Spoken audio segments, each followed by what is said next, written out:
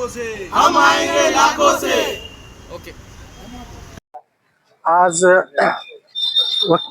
वकील संघातर्फे सोबतच गोर समाज बांधवातर्फे आज मी कलेक्टर साहेबांना निवेदन दिलेलं आहे. निवेदन यासाठी दिलेलं आहे की आम्ही 1960 पूर्वी हैदराबाद संस्थानात होतो, हैदराबाद स्टेटमध्ये होतो. त्यावेळेस आम्ही एसटीचं आरक्षण आम्हाला लागू होतं आणि जेव्हा जेव्हा सेन्सस म्हणजे जातनिहाय जनगणना 1960 पूर्वी झालेली आहे त्यावेळेस आम्ही त्या सेन्ससमध्ये ट्राईब म्हणून आमचं उल्लेख होतं आणि आजही उल्लेख आहे 1931च्या पूर्वीचं. आणि त्यानंतर ठाडे कमिशन बसवलं शासन, महाराष्ट्र शासनाने अग्रवाल कमिशन बसवलं, रोहिणी आयोग बसवलं, त्याच्यानंतर मंडल आयोग बसवलं. या सर्व आयोग आणि कमिशनमध्ये आमचं ट्राईब म्हणून उल्लेख आहे. म्हणजे आजही आम्ही आदिवासी आहोत, पण आम्हाला आदिवासीची सवलत मिळत नाही, आदिवासीचं आरक्षण मिळत नाही. त्यामुळे आम्ही शासनाला विनंती करतो, निवेदन देत आहोत की जसं मराठा समाजाला हैदराबाद गॅजेट प्रमाणे आरक्षण लागू केलं, म्हणजे JR काढलं, त्याचप्रमाणे हैदराबाद गॅजेटनुसार आम्हाला आरक्षण देण्यात यावं, आम्हाला एसटीचं आरक्षण देण्यात यावं आणि आम्हाला एसटीची सवलत देण्यात यावी. यासाठी आम्ही आज निवेदन दिलेलं आहे आणि उद्यापासून आम्ही आमरण उपोषण कलेक्टर जिल्हाधिकारी कार्यालयासमोर करणार आहोत.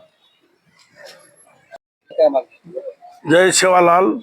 आम्ही सर्व बंजारा बांधव आज कलेक्टर साहेबांना निवेदन देऊन आम्ही आदिवासी सवलती मिळाव्यात, आदिवासी समाजामध्ये जे एसटीच्या प्रवर्गात आमचा समावेश व्हावा अशा पद्धतीची आम्ही मागणी केलेली आहे.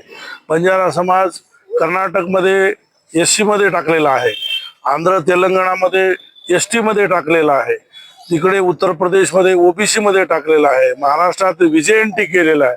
असा समाज एक बोली भाषा व एक ड्रेस एका चालीत आमचे नातेवाईक सगळीकडे असताना आम्ही विखुरलेले वेगवेगळ्या कास्टमध्ये आम्हाला टाकलेलं आहे.